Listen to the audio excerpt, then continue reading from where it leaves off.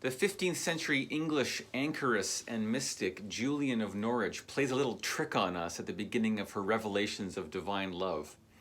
She calls herself a simple creature unlettered, but very soon we realize that her writings are full of richly profound theological insights.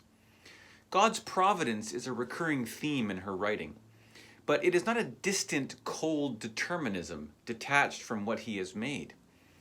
In one of her showings, Julian sees all that has been made in the form of a little thing like a hazelnut. She wonders how it might last and not fall to naught for little. The answer is that it lasteth, and ever shall, for that God loveth it. And so all thing hath the being by the love of God. God made it, God loveth it, God keepeth it. Related to this theme of providence is the famous revelation that all shall be well, and all shall be well, and all manner of things shall be well. But this isn't some trite New Age platitude detached from reality. Julian herself asks, good Lord, how might all be well? For the great hurt that is come by sin to the creature. The response comes not in the form of a philosophical answer, but in the passion of our Lord. All manner of things shall be well because of the suffering love of God upon the cross.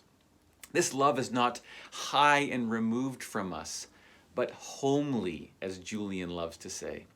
In and through Christ, our souls are knitted to God, and we are one with him.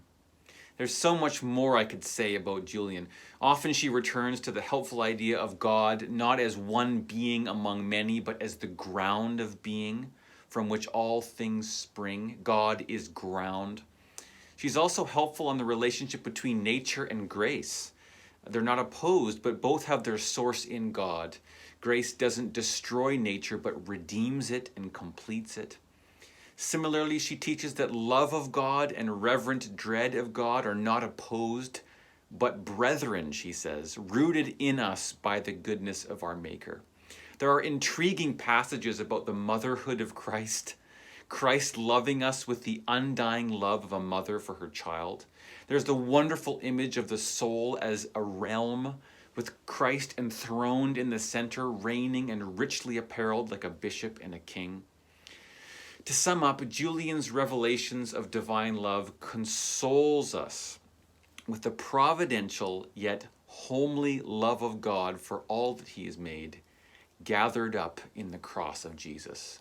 Worth a read.